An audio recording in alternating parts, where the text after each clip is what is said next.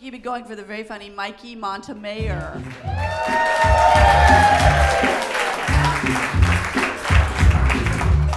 Thank you, Sally.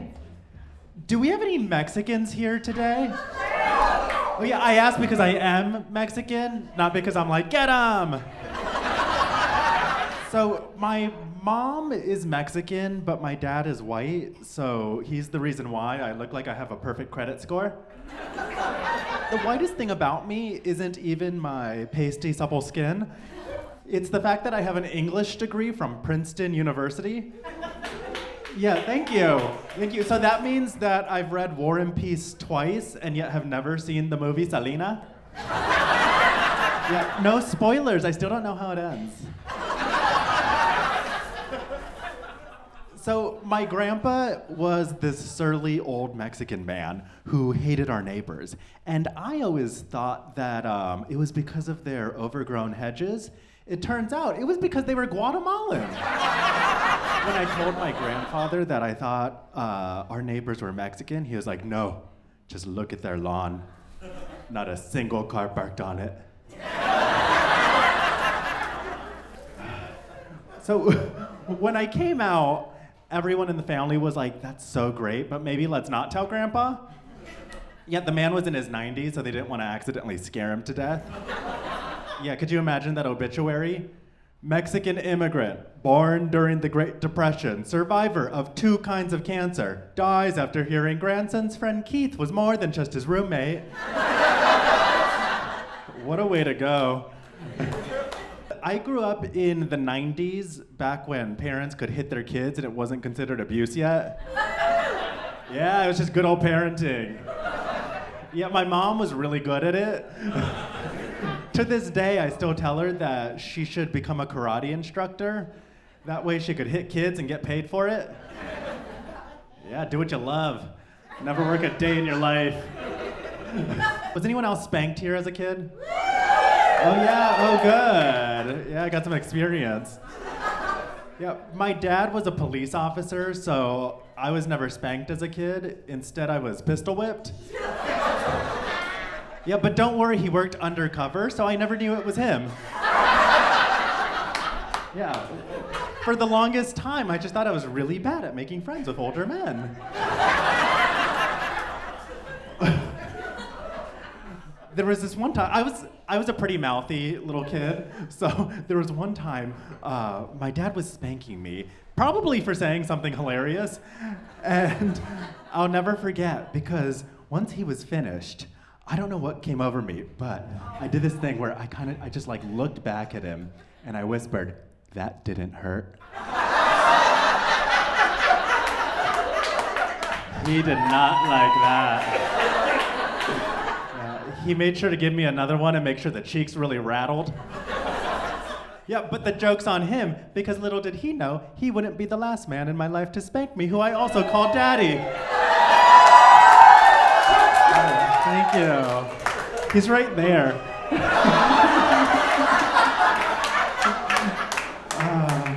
I just can't look at him as I say these things. I did like to look at him when he spanked me, though. Gotta keep the eye contact. Never let him see a flinch. I mean, all the signs were there, though, that I was gay since a very young age. Like one year for Halloween, I dressed up like Princess Leia from Star Wars. Yeah, that year my dad took us trick-or-treating in a neighborhood far, far away.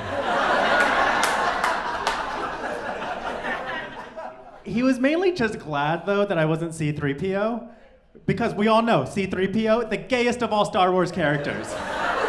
Yeah, it goes Jar Jar Binks, Emperor Palpatine, C-3PO.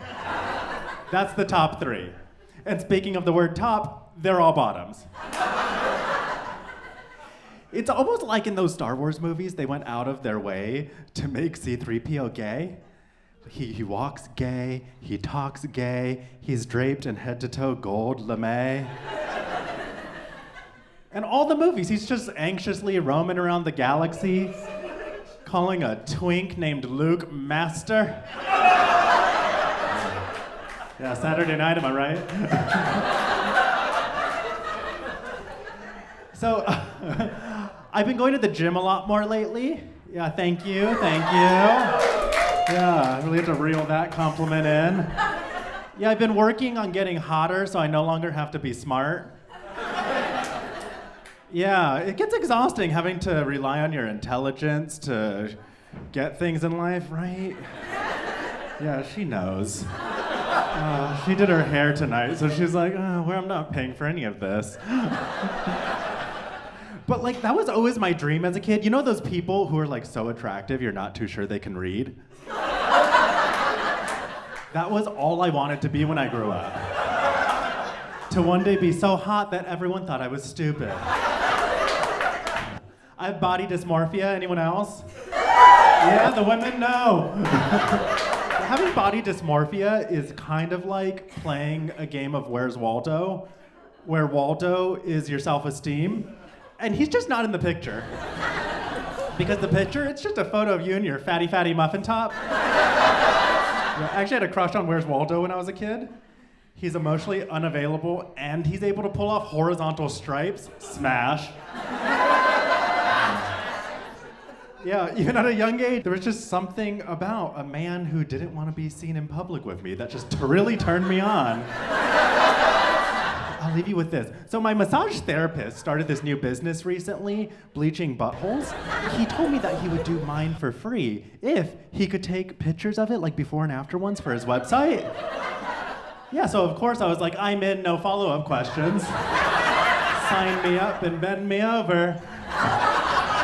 But he told me that he would blur the hole. Yeah, I guess that way I couldn't be identified? Yeah.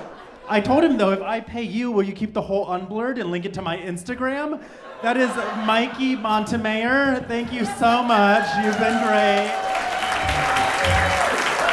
Mikey Montemayor. Yeah. Give it up for his dad, too.